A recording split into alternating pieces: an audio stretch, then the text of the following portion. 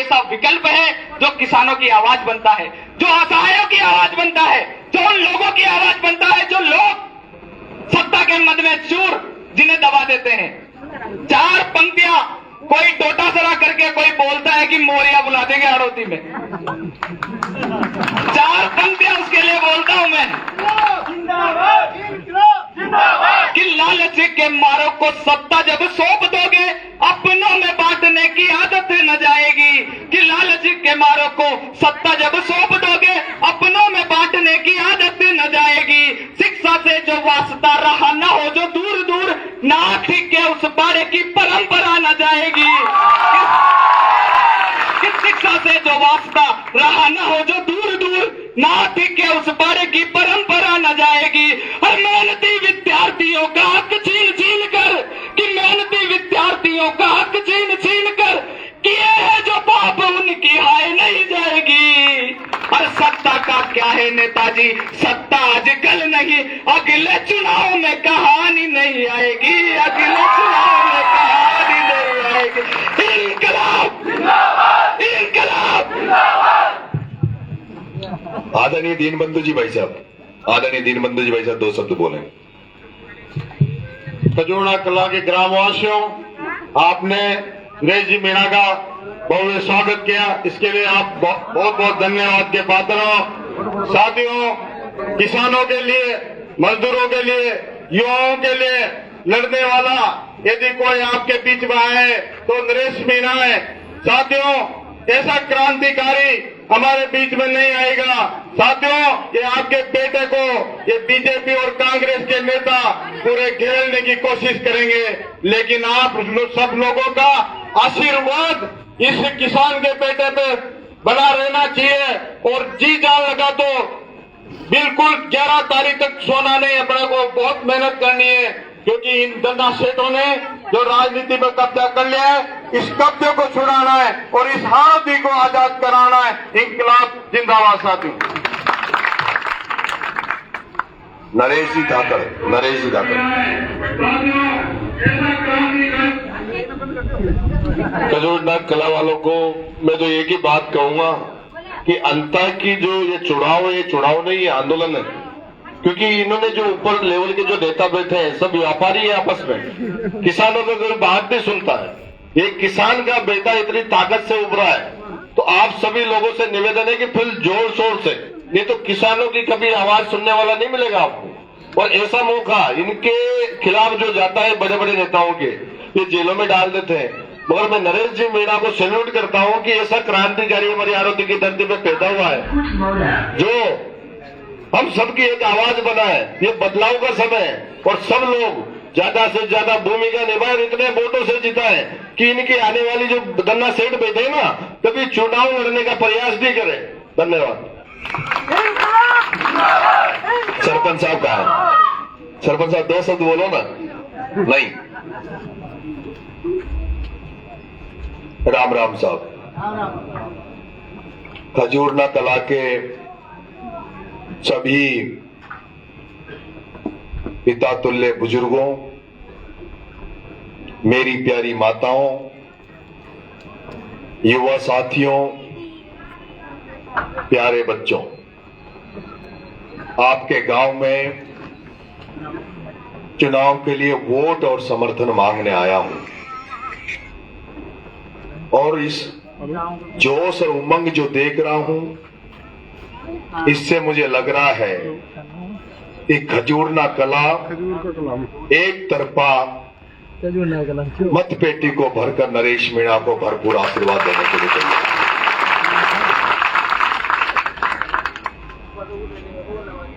मैं इससे पहले कभी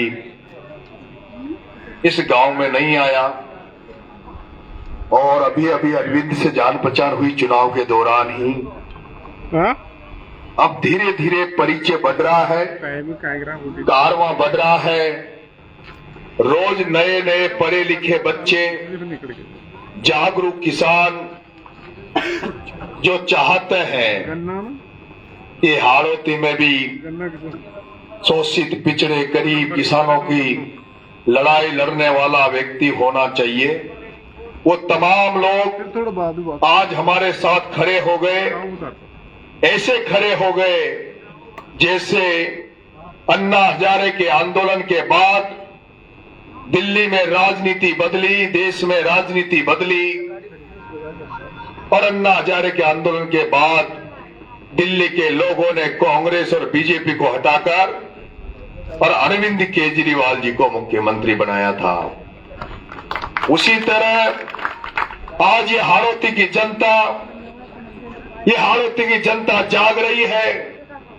हाड़ौती की जनता, जनता की जनता ये कह रही है, जिस भी गांव में जाता हूं, कोई माता बहन से मिलता हूं तो माता बहन कहती है पैबानो तो आया, फिर वोटन के बाद भी आओगा कह।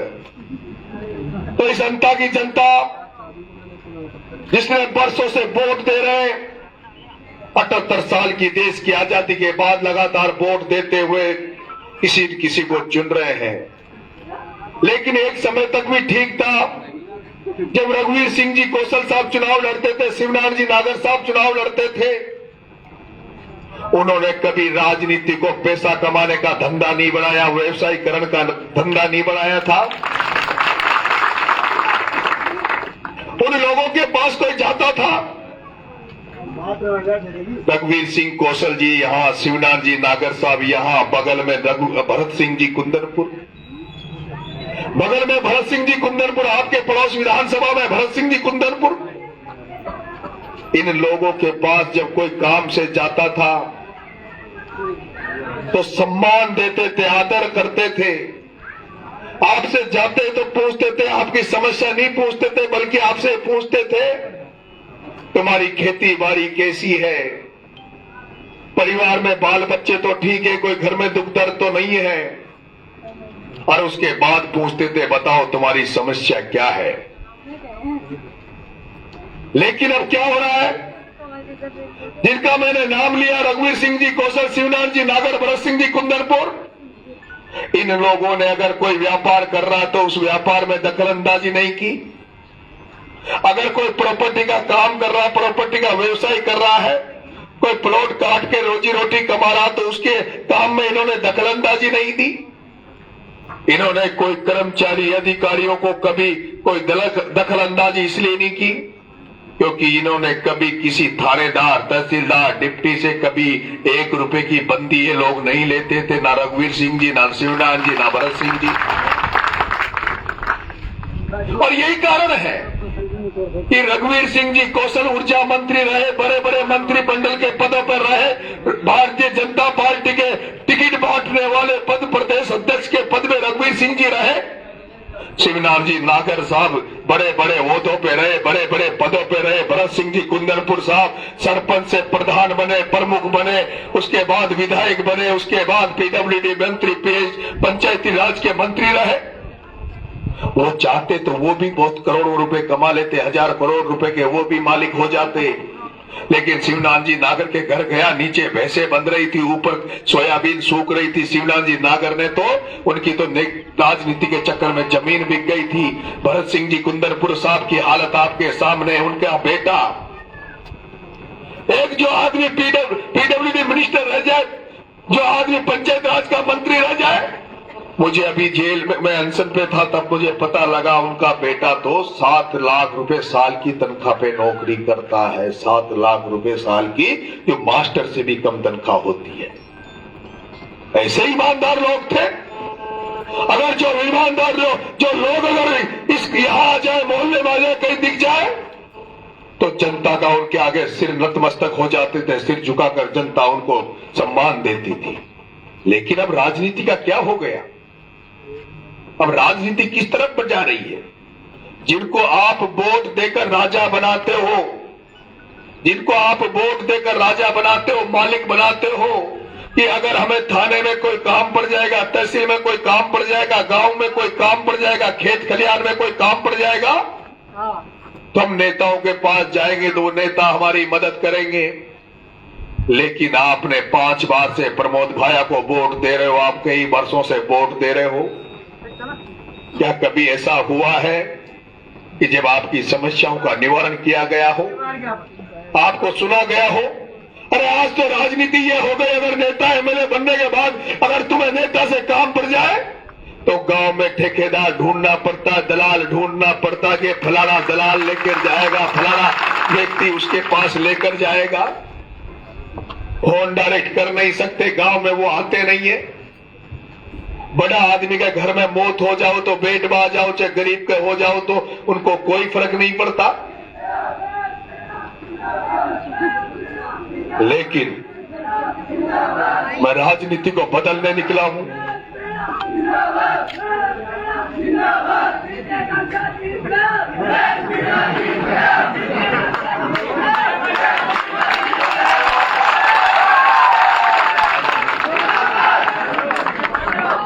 विराज जाओ, सब विराज जाओ। ये इंकलाब गूंज रहा है। सब लोग बैठो, एक बार बैठो भाई, सब लोग विराज जाओ। आप तुम लोग आगे आ जाओ, तुम लोग आगे आ जाओ जो आए अभी। आ जाओ, आगे आ जाओ।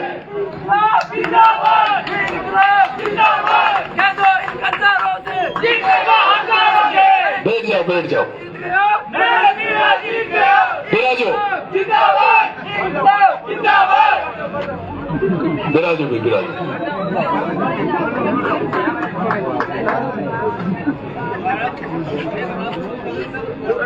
जिस सपने को लेकर मैं हाड़ौती की सड़कों पर निकला था,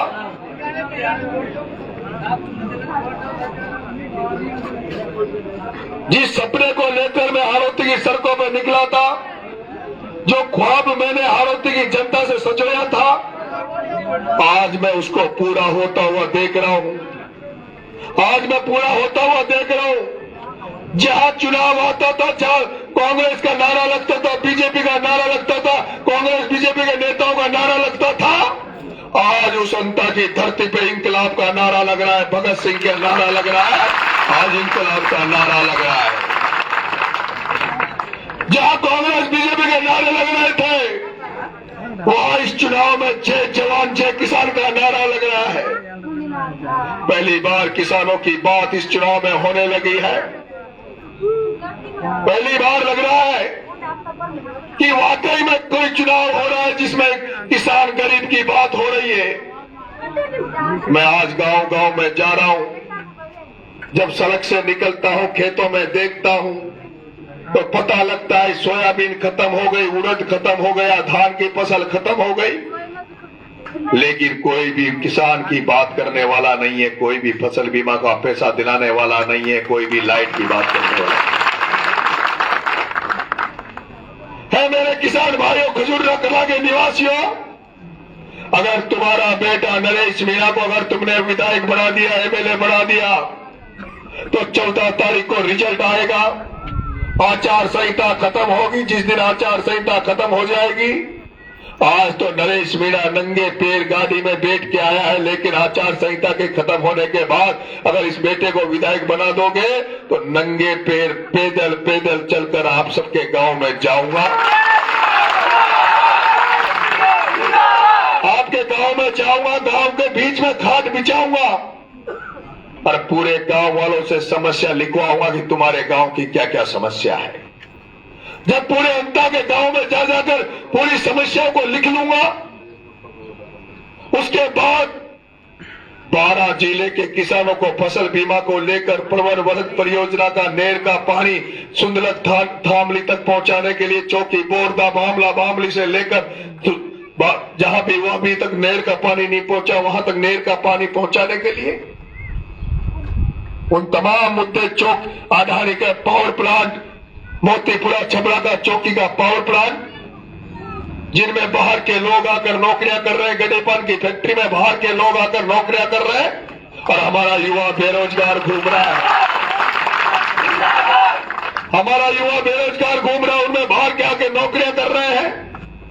उसको लेकर खाद की किल्लत जो हो रही है, खाद के लिए हर साल जो किसानों को लाइन में लगना पड़ता है, एक कट्टे के 1800 2000 देना पड़ता है, उसका परमानेंट इलाज कराने के लिए, लाइट की समस्या का परमानेंट इलाज कराने के लिए, और राज्यों अंता में जो भ्रष्ट अधिकारी कर्मचारी बने बैठे हैं, उनको परमानेंट यहाँ से खदेड़ कर अच्छे अधिकारी, अच्छे कर्मचारी, ईमानदार कर्मचारी अधिकारी यहाँ लगाने के लिए जितने भी मुद्दे हैं बारां जिले में, उन सारे मुद्दों को लेकर 1,50,000 आदमियों को लेकर आपका बेटा कलेक्ट्री में झंडा लेकर बैठ जाएगा, किसान का ट्रैक्टर लेकर बैठ जाएगा।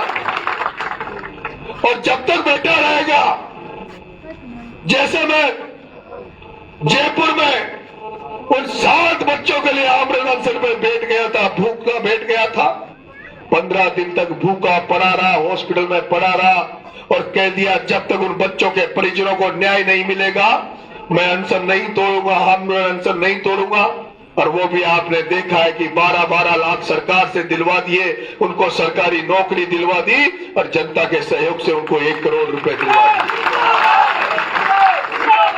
जैसे पिपलोदी के 7 बच्चों के लिए, पिपलोदी के 7 बच्चों को न्याय दिलाने के लिए जैसे नरेश मीणा ने आंदोलन करके उनको न्याय दिलाया, उसी तरह से 12 जिले के एक किसान को पैसा, फसल बीमा का पैसा दिलाने के लिए, एक व्यक्ति की मदद करने के लिए, एक व्यक्ति की समस्या को दूर करने के लिए नरेश मीणा कलेक्ट्री पे धरना देगा। धरना 1 दिन का नहीं होगा, केवल ज्ञापन देने का धरना नहीं होगा। धरना तब तक चलेगा जब तक कलेक्टर एक समस्या को, अंतर विधानसभा 12 जिले की समस्या को दूर करे। क्या आपको मेरी बातों में सच्चाई नजर आती है? जिनको मेरी बातों में सच्चाई नजर आती है वो हाथ खड़ा करें। सबको लगता है मैं सच बोल रहा हूं? ये इसलिए लगता है, इसलिए नहीं लगता कि मैं बोल रहा हूं इसलिए सच लगता है। ये इसलिए लगता है कि 25 साल की राजनीति में 1 रुपए का दाग नरेश मीणा पर नहीं लगा। 25 साल की राजनीति में 1 रुपए का दाग नरेश मीणा पे नहीं लगा। हजारों लड़कों की सेना साथ में होने के बावजूद भी नरेश चाहता तो जयपुर में 100, 200, 500 बीघा जमीन पर कब्जा करके हेलीकॉप्टर का मालिक हो जाता, 1000 करोड़ का मालिक हो जाता। लेकिन आज दिन तक 1 रुपए का दाग नहीं लगने दिया। ईमानदारी से राजनीति कर रहा हूं। और पिछला जो 14 बार जेल गया, जो जनहित के मुद्दों पर लड़ते हुए 14 बार जेल गया, 32 बार मुकदमे खाए, इसलिए आपको लगता है कि जो आदमी जनता के लिए मुकदमे खा सकता है, जेल जा सकता है, पिपलोदी के बच्चों को न्याय दिलाने के लिए जो भूखा रह सकता है, तो अंता की जनता का भी विश्वास करके काम जरूर करेगा। तुम्हारी मदद करेगा, सारे करोगे, मुझे जिताकर भेजोगे। जो लोग इस चुनाव में मेरी मदद करेंगे वो दोनों हाथ खड़े करें। जो लोग मदद करेंगे, सेठ जी मदद करोगे? पक्का आशीर्वाद? बहुत बहुत धन्यवाद। राम राम साहब। जय हिंद, जय भारत।